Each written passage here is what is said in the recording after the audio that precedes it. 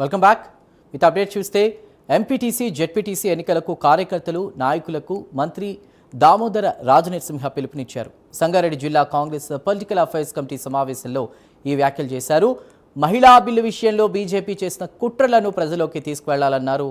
Party ప్రభుత్వం సమన్వయంతో ముందుకు వెళ్తేనే విజయం సాధిస్తామన్నారు. సర్పంచ్ ఎన్నికల్లో మెజార్టీ స్థానాలు గెలిచామని, మున్సిపల్ ఎన్నికల్లో సైతం అత్యధిక స్థానాలు కైవసం చేసుకున్నామన్నారు. అయినప్పటికీ జిల్లాలో ఇంకా నాయకుల మధ్య సమన్వయం రావాల్సిన అవసరం ఉందని అభిప్రాయాన్ని వ్యక్తం చేశారు.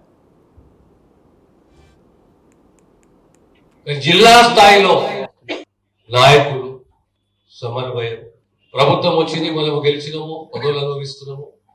ప్రతి కాంగ్రెస్ కార్యకర్త పదవులు అనుభవించారు. అది ఎంపీటీసీ కానీ, ఎంపీపీ కానీ, జెడ్పీటీసీ కానీ, డిసిసిబి కానీ, డిసిఎంఎస్ఏ కానీ, నామినేటెడ్ పోస్టులే కానీ, కాంగ్రెస్ కార్యకర్త తన హక్కు అది. ఆ దిశగా ఐక్యంగా ఎక్కడైతే 3 సంవత్సరాలు పూర్తయిందో అక్కడ మండల్ అధ్యక్షులను మార్చాలి. ఇది మంచి నిర్ణయం.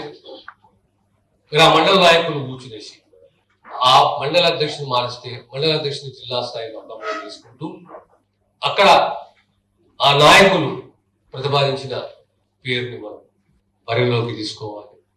ఎక్కడైనా వర్గపోరు ఉండకూడదు.